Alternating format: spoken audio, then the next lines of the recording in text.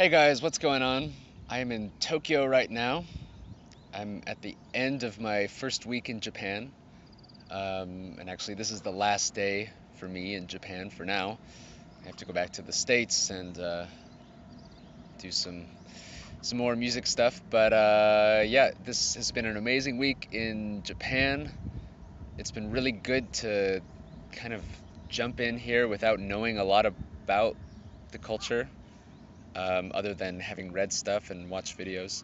It's really good to be here because it gives me a lot of context so that I know what I'm really dealing with this language.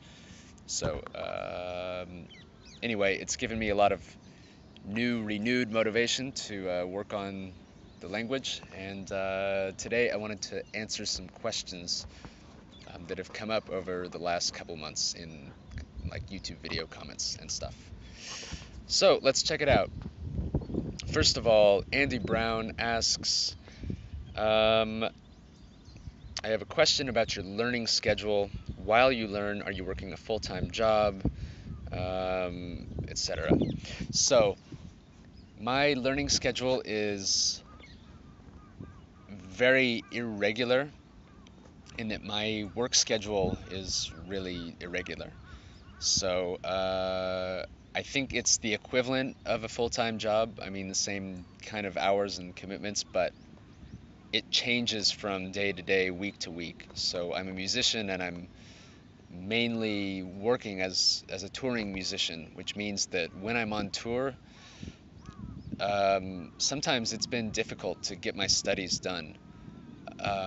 If I'm traveling, if I'm taking planes or whatever, then a lot of times I do have some extra dead time built in that I can use to study. But otherwise, touring can be kind of hard to get stuff done. So, point being, my schedule is either totally free or totally completely blocked out and busy.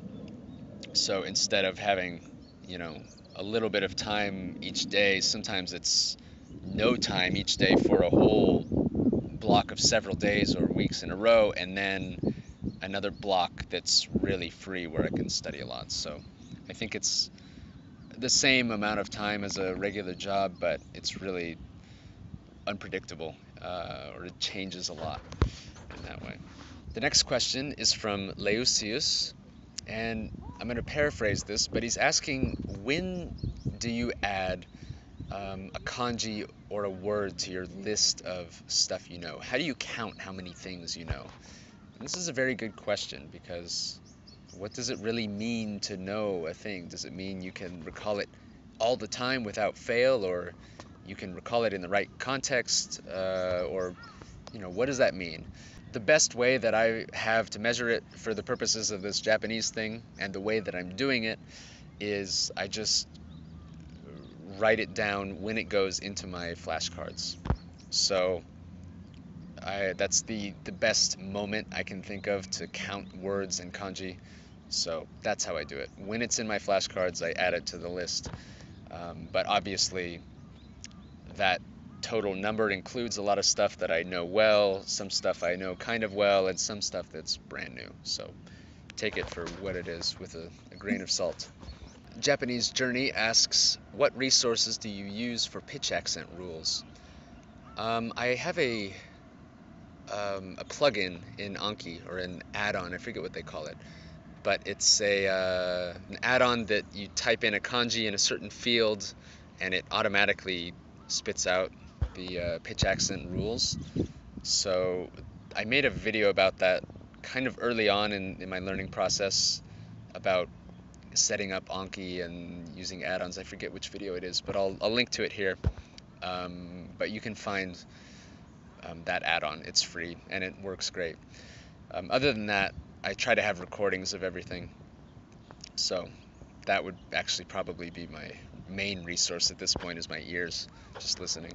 Now this next question is from Irish Thunder 23 on Reddit, and it's related to one of the other ones I just answered, which is, what program did you use to track your progress of words?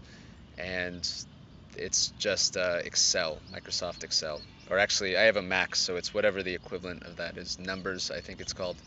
But I just have a spreadsheet of basically like rows for every single day and columns for all of the activities that I do.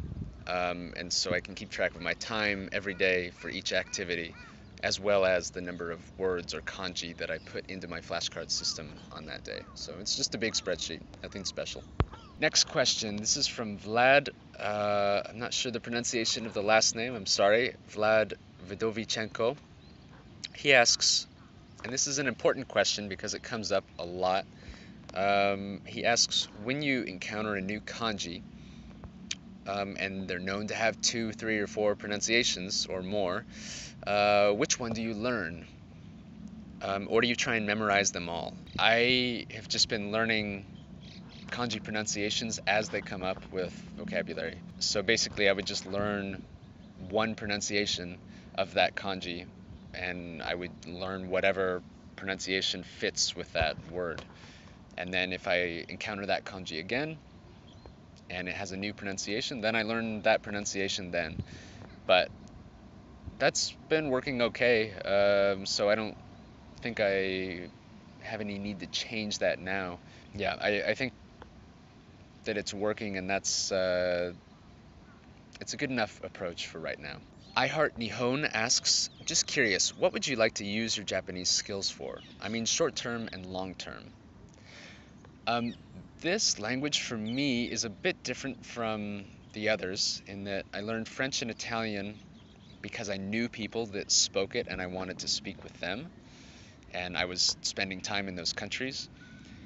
Um, I guess actually it's a bit similar to Norwegian in that I just learned it out of pure personal interest, and because I have some family ancestry there, and so I just wanted to learn a little bit to kind of get around when I took a trip there. So Japanese is kind of on that same level in that it's totally out of personal interest. Um, and I think that Japanese culture is really interesting, and it's very different from Western culture, and so I wanted to explore that. And in order to explore the culture, it's very, very helpful, obviously, to be able to speak the language. So it's just to learn about a new culture, see a new way of seeing things. Also, it's a challenge, kind of a big puzzle that I find fun to learn a new language. And Japanese was about the most challenging and exciting language I could think of, for a lot of reasons. There's new things that I haven't done before, like kanji, and the grammar is really different from European languages. And so, as a language challenge on its own, it's really interesting. And yeah, so it's really out of personal interest, and I would like to spend some time here. I would like to come back later when I speak better, so I can really kind of absorb things on a deeper level.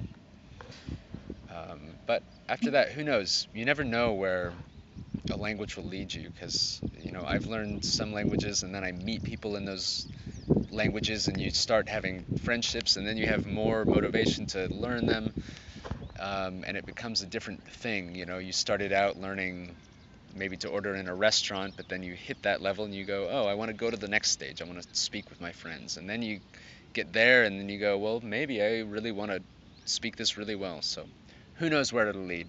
I guess the last thing to add was that I've spent the last couple of years kind of obsessed with language learning as my hobby outside of music, and it's been really interesting and opened my eyes to a lot of things.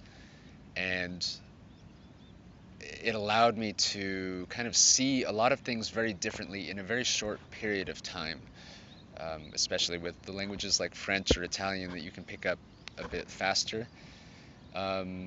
So for me, Japanese sort of represents the kind of pinnacle of this little period in my life of learning a bunch of languages.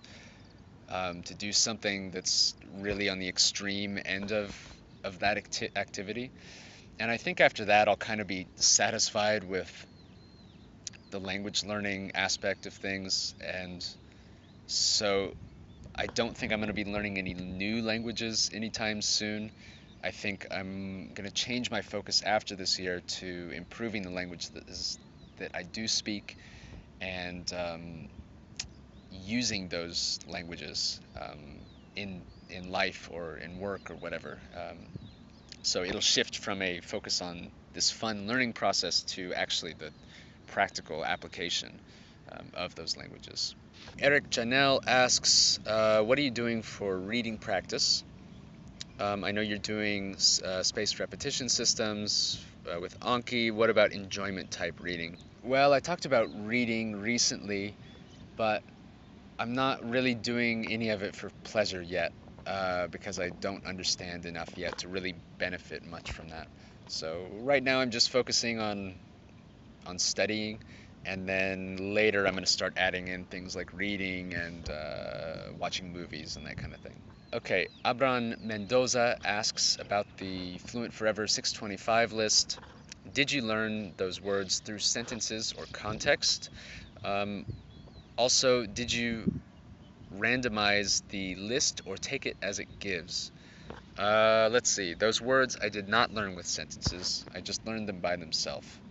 So I think I learned 550 of them, I want to say, just kind of by themselves with no sentences, as a way to sort of build up to be able to start sentences.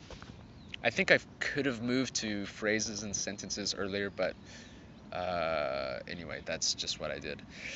As far as the randomized thing, I just took them in the order that are in the order that's on the list itself. And so I did 2 passes of the list. I went through and I'm kind of doing the same thing for the core vocabulary now, is I'm going through and learning stuff just in the order that they're in, but I'm skipping things that might confuse me, like similar words I don't want to learn at the same time, because then once they get tied together, you can never separate them. It's really annoying. Um, so I will skip some words, take note of it, stick it in a list somewhere, or mark it in Anki, and come back to it later.